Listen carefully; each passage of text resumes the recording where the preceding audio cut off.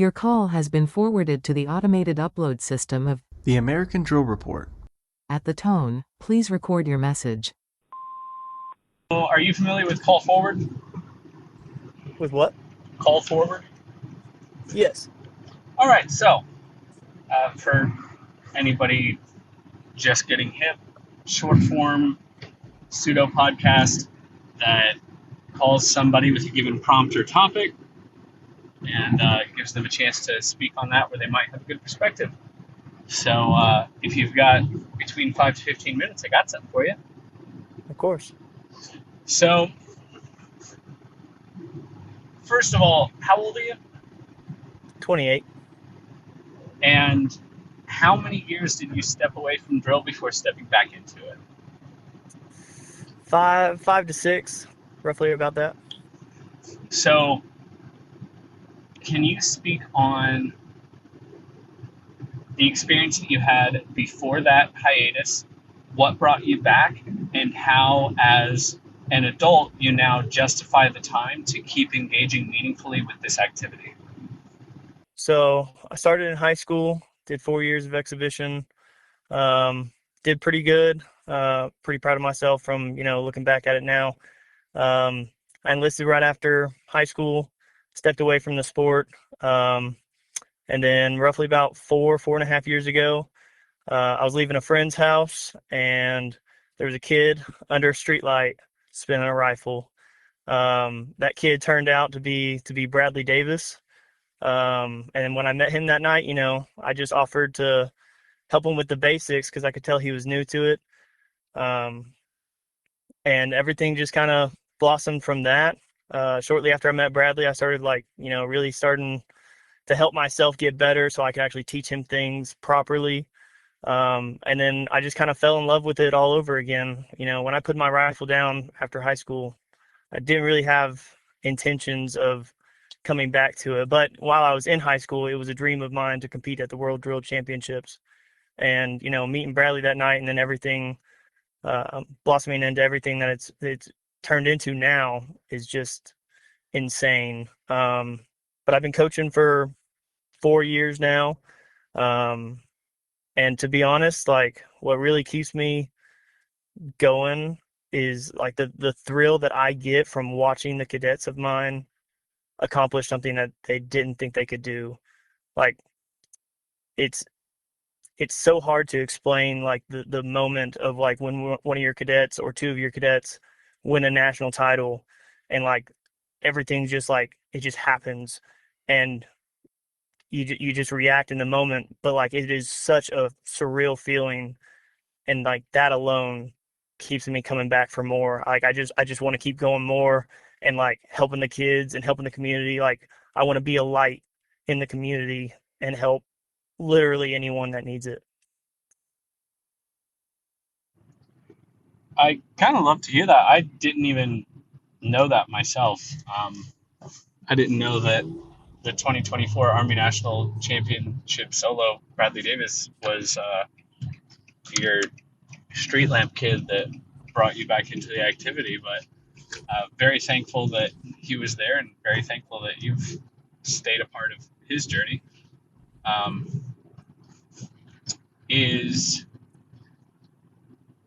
So 28 years old, you're basically a dinosaur in this space, which is crazy that that's so painfully true. But what do you see yourself doing in this space 10, 15, 20 years from now? Do you see yourself ever stepping away because life, or do you think that this is something that you always want to maintain being part of as long as you can I definitely keep want to being be fulfilled? I definitely want to be a part of it as long as possible. When I was in high school, I didn't really have a coach or anything like that. So, my best friend was YouTube and Adam Jupe. So, seeing Adam Jupe still doing his thing, still trying to help everybody in the community. I mean, there's no saying how long, you can do it. I know, age starts to play a factor on competing. But in general, I don't think I'm going anywhere. I don't know how many more years I have of coaching left, because, here recently I got married. I moved away. And so right now, for sure, this upcoming drill season, I'll still continue to travel back to Tennessee every week to continue to coach the schools that I'm coaching up there. And then after that, we'll see what happens. But I will definitely still be in the community. And even when I stop competing, I'm still going to come down to Daytona. It's an amazing feeling to be able to see people that you don't get to see on a regular basis, and then seeing like the passion that cadets and post high school competitors have for the sport, and just like the love of the game. Well, on that note, shameless product plug, but Adam Jupe from YouTube told me at one point that the Helix 2 is how he could see himself continuing in this activity well into his 70s. So just going to throw Wow. that out there. If you ever start feeling your bones snap, crackling, and popping a little bit more than they used to.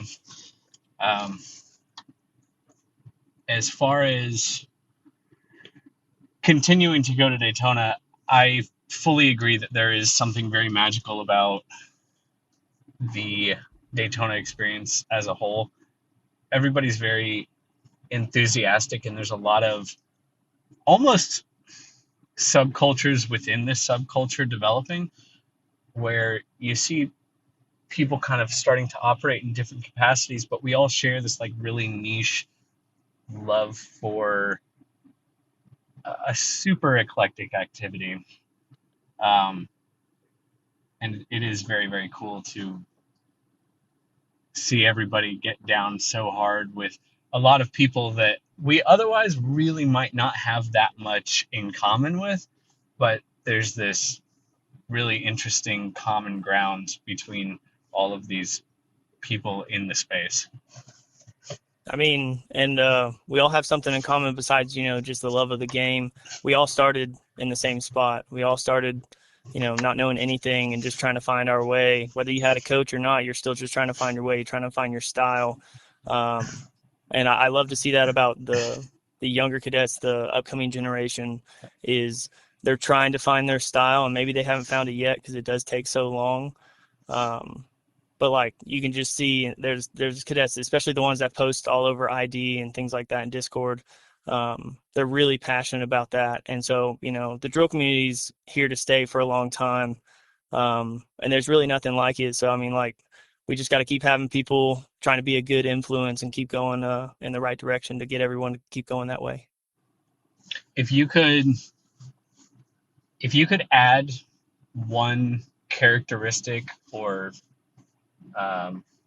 thing to the drill community or to the space, be it in 5, 10, or 20 years, do you have any ideas what you might want it to be? That's a great question. I haven't really put too much thought into that. But I hope to see more coaches come in the future, especially from some of these younger cadets that are, it's so crazy thinking back, 10, 15 years ago, what exhibition drill performances looked like compared to where they're at now. I mean, back in the day, throwing a zycotic was like 1 in a million kind of thing. And now you see, sophomores in high school doing it, which is just crazy. Like it's so mind-boggling that these younger cadets that maybe they don't have all the control in the world, they don't have all the bearing, but they're able to throw this stuff. And it's just like, wow, the community is evolving so much. So what I hope to see in the near future is more coaches to help the cadets, because it all starts with your foundation. If you don't have good, solid core basics, the harder stuff is going to eventually hurt you. And these cadets are going to end up getting hurt. So if we had more coaches to, help them along with the bearing and the control and like really mastering your fundamentals, when these cadets start throwing the zycotics and crazy stuff like that, they're going to do it with like just this definition of power behind it that's really going to start setting them apart. So I think regardless of how good you are, someone can always help you. And so like, I know you preach it and I preach it too. Anyone that's listening to this, if you want help with your drill, record your practices and watch it back. You will see so many things that you could improve on if you just watch yourself back on a video. It'll help you so much, I promise. Anyone that's listening, start recording your videos, start watching it back, and you're going to get 10 times better. That is so real. You can see so many different things than you can feel. There is Especially with like something. hand pins and body control. That's like the biggest things you'll notice on video. Oh yeah, there's something very um, uh, almost comically interesting about how much the drill community has been developing over the past few years. Like you said, like you got sophomores throwing zycotics, and it's this weird sort of like they just don't know any better, as in they don't know that it's supposed to be hard because they see people do it. So they're just like, oh, okay, well, if people do it, then I'll do it. It's a very strange sort of leveling up just because people don't know that stuff is supposed to be hard. I mean, you love it and you hate it at the same time. There are some cadets that, throw some crazy hard stuff. And the first thing I'm like, oh my gosh, like they're going to hurt themselves. And then like they catch it, they nail it, which is awesome. But it's just like, oh my gosh, like maybe tone it down a little bit and master the things underneath that. So like when you do that, I'm not going to, drop my jaw and, worry, not necessarily just in drop my jaw and like, oh my gosh, that was super impressive. You know who who's going to be unstoppable once he gets some better fundamentals? Who's that?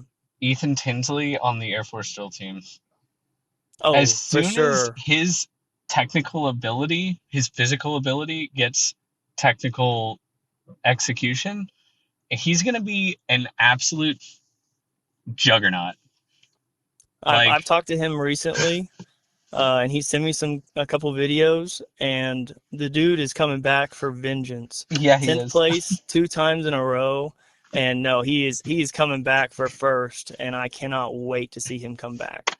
Yeah, the more he gets those honor guard hands, the more he gets those drill team hands, the more unstoppable he's going to be. I will bet anything that he's got a world title in the next 5 years. Oh, for sure. For Yeah, sure. And I'm but hoping to get one myself with Bradley next year. That's the goal. yeah, if I can do a tandem with Jackson and not mess up all the way through and give myself a concussion and drop the rifle, then we'll give you guys a real run for your money, I swear. Well, Cats and Trey definitely pulled it out. I mean, that Yeah, was they did. such a nice run. It's they are their raw ability to perform with such such a relatively small amount of prep time is insane. Absolutely. I would like before everything, it was like, okay, I'm kind of worried about Cats and Trey, but not entirely for the sole fact that they hadn't really prepped much. And then watching them compete, like I just knew right then. It's just like, wow, that's a first place run right there. Yeah, it was definitely one That of those was nice. performances where it's like, hey, where did that come from? Yeah, But we absolutely are love at it. the 13 and a half minute mark. Do you have any final thoughts or comments on justifying time for this activity as an adult or occupying yourself in this space? Anyone that thinks that they're too old for this, there is a purpose for you to be in this community. You just got to find it. Whether you're good with social media, whether you're good at coaching, whatever it is, it doesn't matter how young you are, how old you are. You can be part of this community and you can help it prosper and grow. So I ask anyone that's listening to this, try to be a good person, help everybody out, and put God first above everything in your life, and everything else is just going to work out. Too true, bestie. We need more adult leaders in this community. Um, Absolutely. well, thanks for joining me. Thank you for having me. And yeah, I'll see you in a couple of weeks at RCDC. Can't wait, dude. All right, I'll See talk you to you guys. later. Bye. Thank you for listening. Stay dialed in. You could be the next call.